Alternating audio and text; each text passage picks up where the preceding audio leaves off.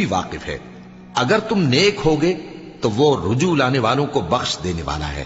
اور رشتہ داروں اور محتاجوں اور مسافروں کو ان کا حق ادا کرو، اور فضول خرچی سے مال نہ اڑاؤ، کہ فضول خرچی کرنے والے تو شیطان کے بھائی ہیں، اور شیطان اپنے پروردگار کی نعمتوں کا کفران کرنے والا یعنی ناشکرا ہے۔ اور اگر تم اپنے پروردگار کی رحمت یعنی فراخ دستی کے انتظار میں، جس کی تمہیں امید ہو، ان مستحقین کی طرف توجہ نہ کر سکو تو ان سے نرمی سے بات کہہ دیا کرو، اور اپنے ہاتھ کو نہ تو گردن سے بندھا ہوا یعنی بہت تنگ کر لو کہ کسی کو کچھ دو ہی نہیں، اور نہ بالکل کھول ہی دو کہ سبھی کچھ دے ڈالو، اور انجام یہ ہو کہ ملامت زدہ اور حسرت زدہ ہو کر بیٹھ جاؤ۔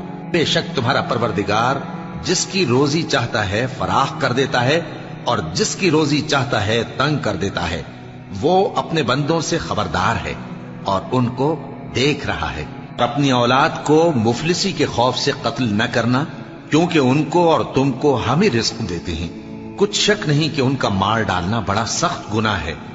اور زنا کے پاس بھی نہ جانا کہ وہ بے حیائی ہے اور بری راہ ہے۔ اور جس جاندار کا مارنا اللہ نے حرام کیا ہے اسے قتل نہ کرنا مگر جائز طور پر یعنی بفتوائے شریعت۔ اور جو شخص ظلم سے قتل کیا جائے ہم نے اس کے وارث کو اختیار دیا ہے کہ ظالم قاتل سے بدلہ لے، تو اس کو چاہیے کہ قتل کے قصاص میں زیادتی نہ کرے، کہ وہ منصور و فتح یاب ہے۔ اور یتیم کے مال کے پاس بھی نہ پھٹکنا مگر ایسے طریق سے کہ بہت بہتر ہو، یہاں تک کہ وہ جوانی کو پہنچ جائے۔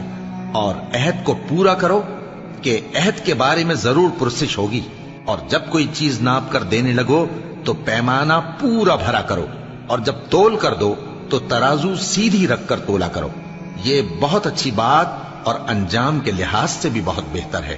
اور اے بندے، جس چیز کا تجھے علم نہیں اس کے پیچھے نہ پڑ، کہ کان اور آنکھ اور دل ان سب اعضاء کے بارے میں ضرور باز پرس ہوگی۔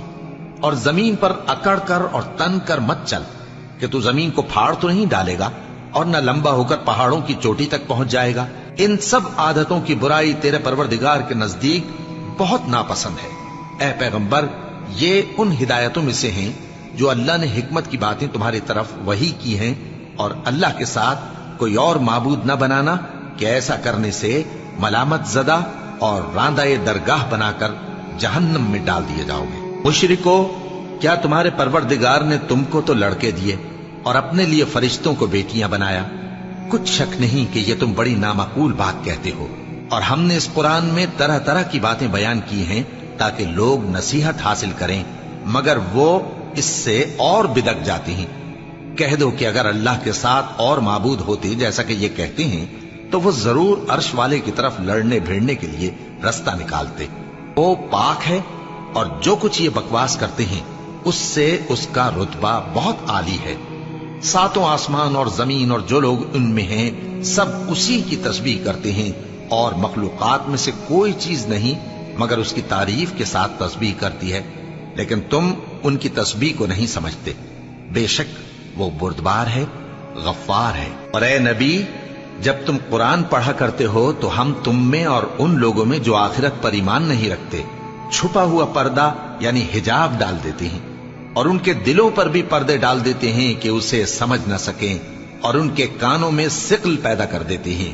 اور جب تم قرآن میں اپنے پروردگار یکتا کا ذکر کرتے ہو تو وہ لوگ بدک جاتے ہیں اور پیٹ پھیر کر چل دیتے ہیں۔ یہ لوگ جب تمہاری طرف کان لگاتے ہیں تو جس نیت سے یہ سنتے ہیں ہم اسے خوب جانتے ہیں، اور جب یہ سرگوشیاں کرتے ہیں یعنی جب ظالم کہتے ہیں کہ تم تو ایک ایسے شخص کی پیروی کرتے ہو جس پر جادو کیا گیا ہے، دیکھو انہوں نے کس کس طرح کی تمہارے بارے میں باتیں بنائی ہیں، سو یہ گمراہ ہو رہے ہیں اور رستہ نہیں پا سکتے۔ اور کہتے ہیں کہ جب ہم مر کر بوسیدہ ہڈیاں اور چور چور ہو جائیں گے تو کیا اثر نو پیدا ہو کر اٹھیں گے؟